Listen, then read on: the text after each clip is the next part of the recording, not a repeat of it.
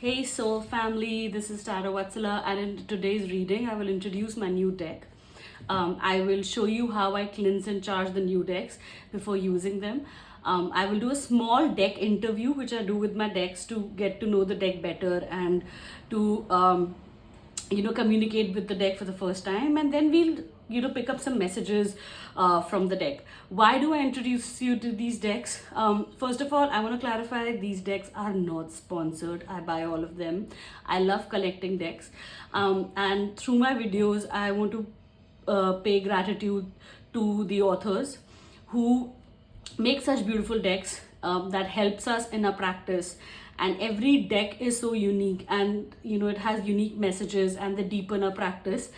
Also, I would want, because I usually pick all the readings from these decks, I would want you to get associated with the deck. So while I'm doing the readings for you, you can identify by which deck it is, so that you can connect with the readings more. So I hope you enjoy knowing about my decks. And also, I get very excited whenever I get a new deck. I can never get over the excitement that I get. So let's start. So this is my new Oracle deck by Jessica Roux. I actually ordered this deck twice. Once I ordered it and it never got delivered and I had to cancel it and the money was refunded. Then I had to order it again. So I really waited for this deck and it was worth the wait. Look at the beautiful artwork even on the packaging. I want to take a minute to really appreciate the packaging. This shows that even the artwork inside is going to be wonderful. So let's open the box. It's a simple box but very nice finishing and colors. Yeah, you can see the inside also. A lot of small detailings, a lot of intricate work is there. Then you have this, once you open the box, you have the book, okay? And each card, one page for each, 2 pages for each card, and it gives you reverse and upright meaning and in the entire meaning of the cards. Okay, and it's quite a nice book if you've just started drawing oracle cards, or you're understanding oracle cards. I think this is a good deck to have. Okay. These are the cards. The finish is very, so when you touch the cards, they're silky smooth, okay, but the finish is very matte and the cards thickness is pretty good. So the quality immediately excellent quality. The size is just a little bit bigger than a tarot card. Let me just pull some decks to show you the difference in the size. Just give me a minute, please. Yeah. So this is a basic size of a tarot card. So just a little bit bigger than this, but it's smaller than most of the angel cards or oracle cards that I have. So the size is pretty good to shuffle. I honestly feel that this is a good size. Sometimes this gets a little bit too big to handle, but which is fine. I think no size has bothered me while doing the reading, but it's good to, I like this size of the card. And now let's just look at the illustrations. So you have a number on each card, and so the illustrations are self-explanatory. You have the meaning also written on the card, so you can read them intuitively. The colors depict the moods. The darker color is more about introspection. The lighter color is more about feelings which are light and dreamy, purification. So you can really read them intuitively. The colors and the illustrations are just gorgeous. As soon as I held the deck in my hand, I was like, oh my god, it's just so smooth and gorgeous. It gives me feeling of peace when I hold it, and I honestly feel that this card is this deck is a must-have if you really enjoy oracle reading, and it's a very good deck to have in that case.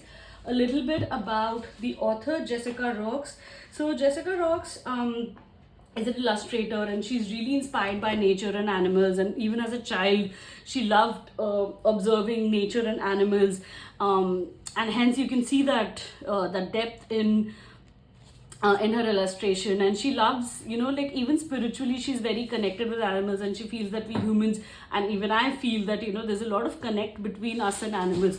So this deck can really take you to that connect to nature and other living beings other than human beings if you're in a city. Okay, so let's let's cleanse the deck. So first thing that I do is,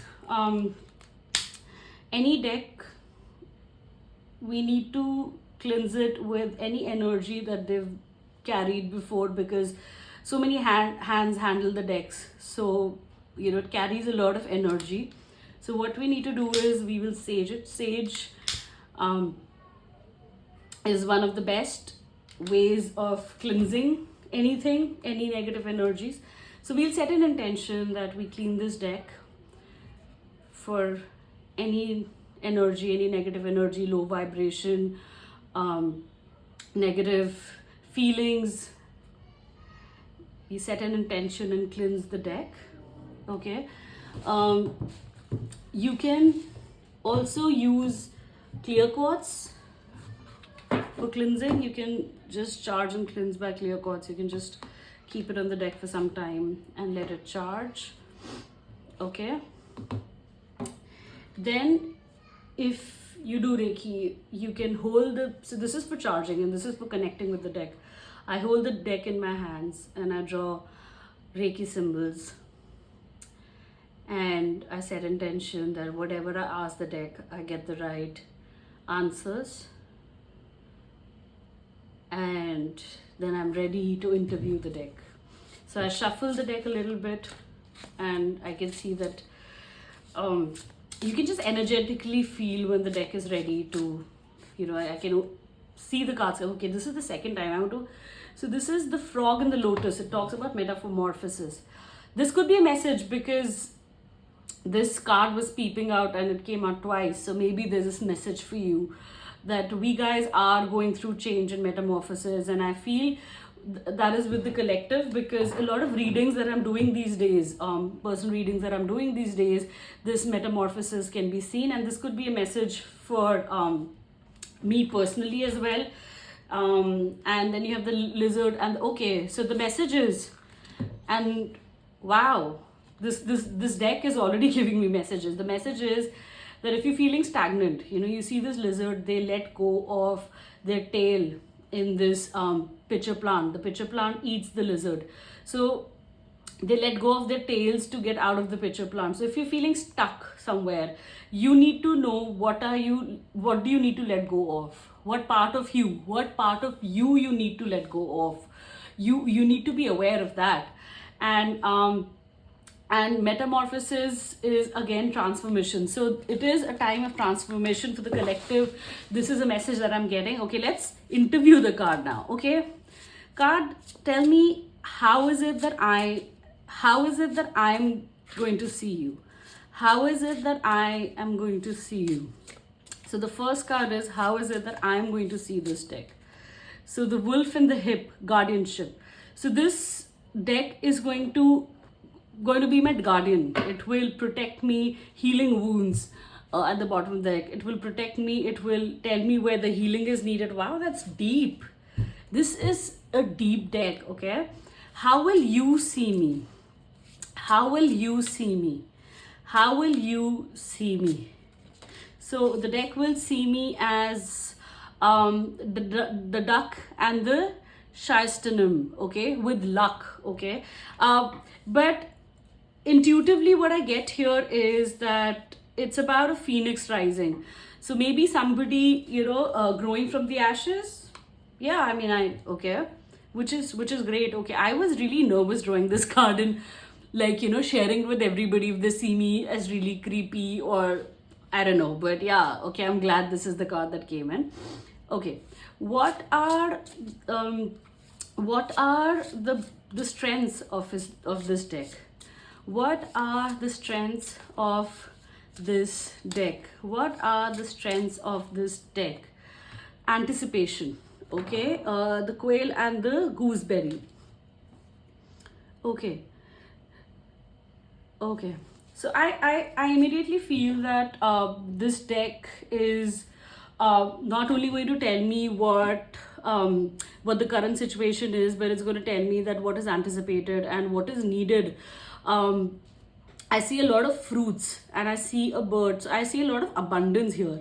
So maybe the strength of this card is to lead us to abundance, to show us the positive way and show us the way actually with anticipation, I feel. Okay. And what are the weaknesses of this card? What are the weaknesses of this card? Mischief. Okay, I think it's just so cute. Upheaval. So I think this card could nag us when required. It could play games with us. It could just, like, if you're being too needy, it would kind of tell us that you can't do this mischief, and it's going to play with us. This card, it's going to be all playful because obviously they're animals, you know. Animals are playful. That's amazing. I love it. Okay, in what area of life can I best use this card? In what area is this deck? In what area of life can I use this deck? In what area of life can I use this deck? Romance. Ooh, the Finch at the Beach. I think for love readings. Okay, so we know. I think I'm going to do a lot of love readings with this deck, and I'm immediately getting an idea of doing a love reading.